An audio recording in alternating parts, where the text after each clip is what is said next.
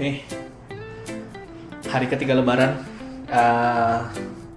jamnya makan siang di sini di Filipina.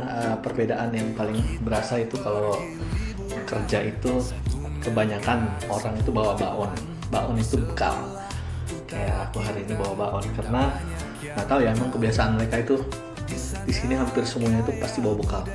Makanya di pantry di kantor-kantor pasti ada mesin microwave buat ngangetin bekal.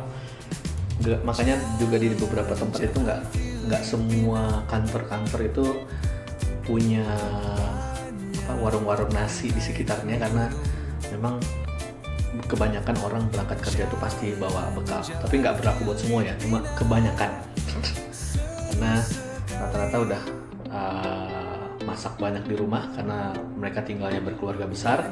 Jadi ke kantor itu udah siap-siap bawa bekal dari tadi malam yang didinginin, tinggal dimanasin. Mari kita bawa bekal hari ini. Kebetulan hari ini bekalnya adalah nasi goreng yang kemarin kita take out dari SM Card. Jadi pas makan ternyata nasi gorengnya tuh kebanyakan, daripada dibuang, daripada sisa kembaliin, akhirnya kita minta take away dan sampai rumah di packing aja di dalam tempat bekal supaya pagi ini bisa dibawa ke kantor dan tinggal dipanasin. Terus ada satu tambahan rendang sisa lontong kemarin. Oke, let's go, kita panasin.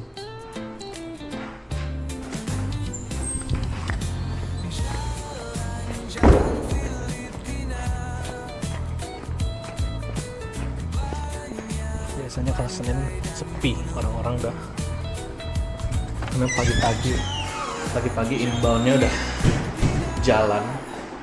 Jadi Senin siang itu yang pantry biasanya rame nih jadi kosong.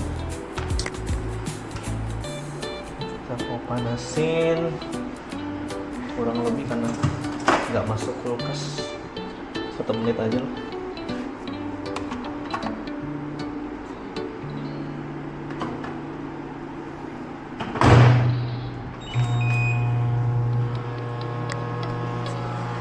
Jadi pantry-nya simple aja begini, nggak terlalu besar, tapi hampir semuanya dimanfaatin sama orang-orang sini. Karena makan siang rata-rata makannya di kantor dan bawa bekal. TV, ada TV tapi nggak pernah hidup, nggak pernah nyala. Nggak tahu, masih ada DVD, bayangin ada DVD zaman kapan ini? Masih ada tempat USB-nya. Buat putar apa ya?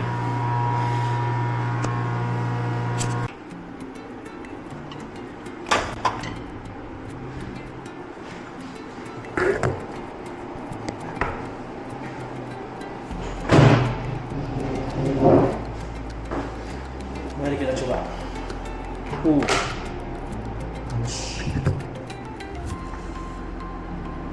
Hangat masih, alhamdulillah prosesnya masih enak. Campuran beef dan chicken, terus ada rendang. Let's eat.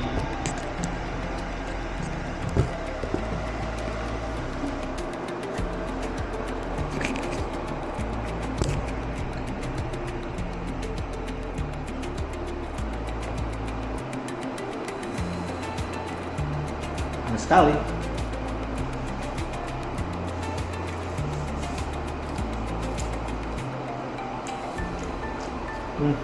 Mantap. Nasi goreng dari Thai food kemarin di Purple Pad Thai.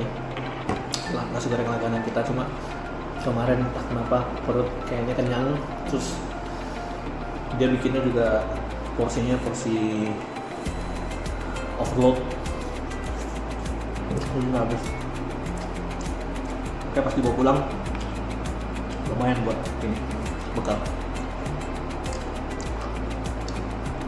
Oke, makan dulu ya.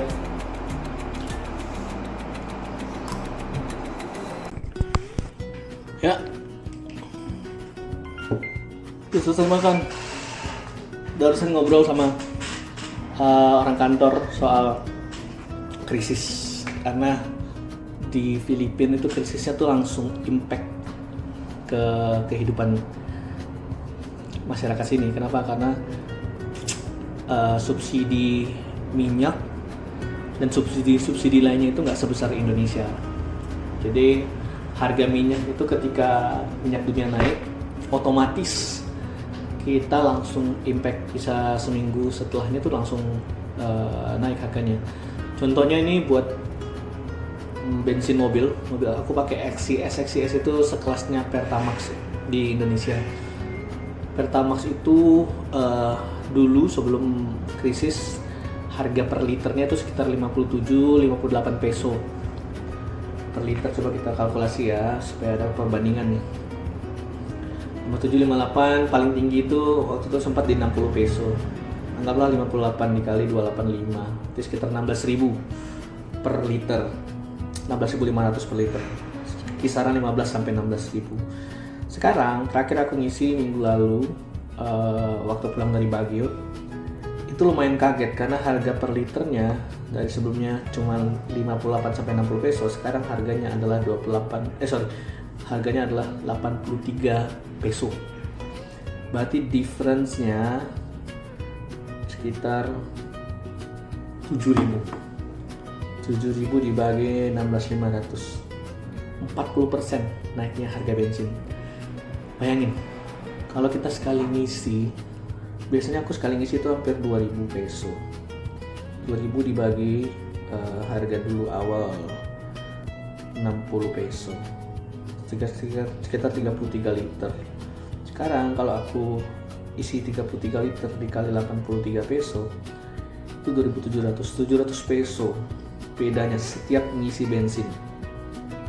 750 peso, berarti 200.000 bedanya setiap ngisi bensin. Dikali ngisi bensin sebulan bisa 10 kali. Kalau lagi kegiatannya bolak-balik Manila dan Baguio ya, saya 2 juta bedanya, 2 juta rupiah per bulan. Dan itu baru dari mobilku aja. Gimana kalau mobil-mobil pengangkut atau logistik yang setiap harinya bisa ratusan liter gitu, otomatis harga logistik pengiriman barang. We're on. Kita udah di jalan pulang, sudah menjelang jam 6 sore di hari raya ketiga Lebaran. Di saat orang-orang masih jalan-jalan keliling rumah keluarga di Indonesia, kita udah kerja di Filipina. Ya mungkin beberapa teman-teman di Indonesia juga udah ada yang mulai kerja ya di hari ketiga. Semangat buat semuanya. Semoga kita bisa memberikan yang terbaik buat keluarga di rumah, bisa pulang dengan selamat, dan juga bisa membantu orang banyak. Karena ya pasti kerja di hari ini tuh juga support orang-orang ini ya, orang-orang yang juga nggak kerja. Jadi mereka orang yang kerja di hari ini karena mereka butuh orang-orang yang bisa bantuin mereka di waktu liburan. Contohnya orang-orang apa yang kerja di hari libur? Petugas tol. Otomatis justru pada saat hari libur mereka harus ramai di sana. Yang kerja di tempat penjual di warung-warung makanan, rumah makan, walaupun beberapa rumah makan tutup, tapi justru banyak rumah makan yang harus buka di Lebaran karena di situ dia bakal ramai. Salah satunya tempat bakso, seblak, tempat makanan yang khas daerah. Semacam nasi Padang misalnya di Padang Panjang atau di Bukit Tinggi, atau nasi gudeg di Yukjum di Jogja atau di Sleman, dan semua tempat-tempat lain yang sifatnya kedaerahan. Mereka justru buka di hari libur itu karena wisatawan lagi pada ramai mengunjungi daerah. Tapi ingat, balik lagi teman-teman, ingat semuanya, kalau sebentar lagi impact dari Middle East Crisis itu akan sampai ke Asia. Bukan sebentar lagi, bahkan saat ini harga minyak di Filipina itu udah naik hampir 40%, 43%. Dan forecastnya dia akan kembali naik lagi sampai ke level 50%. Jadi aku udah informasiin tadi harga gasolin, harga Pertamax di sini sebelum kenaikan karena krisis Middle East yaitu sekitar 58 peso per liter sampai 60 peso per liter, sekarang dari 83, itu aja udah 40%. Dan kalau dia naik sampai 100, bayangin aja, naik 100% bisa jadi 50 ke 100 dua kali lipat, bisa jadi 2 kali lipat. Jadi kalau naik ke 90 dan ke 100 bisa jadi 100% naiknya, dan sudah pasti yang lain naik. Apa sebenarnya yang bikin ini perang ya? Karena masalahnya kan yang susah mereka juga, apalagi yang perang ini Amerika, masyarakatnya cenderung konsumtif, dan barang-barang yang dibeli oleh masyarakat Amerika itu justru barang-barang yang diproduksi di Asia kebanyakan. Ya, let's say Cina, Kamboja, Indonesia, Filipina dan sekitarnya. Jadi kalau impact dari kelangkaan BBM ataupun minyak dari Selat Hormuz itu impact ke Asia, yang mana mereka akan produksi barang-barang untuk dijual ke Amerika, otomatis harganya menjadi double gitu. Yang mereka biasanya produksi dengan $1.000 bisa produksi 100 unit, sekarang dengan $1.000 dia bisa cuma produksi 50 unit, otomatis harganya naik 2 kali lipat, yang mana harga jual ke Amerika juga akan naik 2 kali lipat. Jadi kenaikan double di Amerikanya. Walaupun sekarang kabar-kabarnya mereka mau melonggarkan kebijakan tentang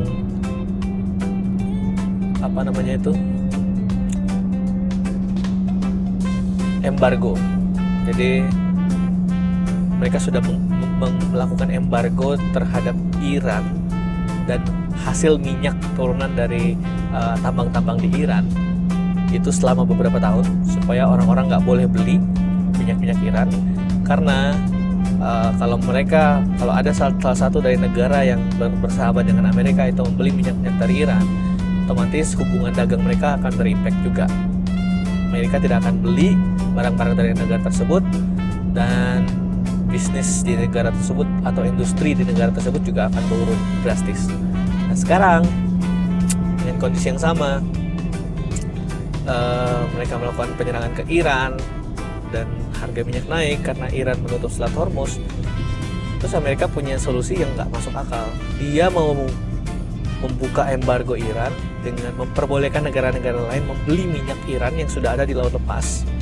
Karena walaupun di embargo, Iran ini, for your information teman-teman, mereka tetap tambangin itu minyak dan bawa ke laut lepas untuk diperjualbelikan.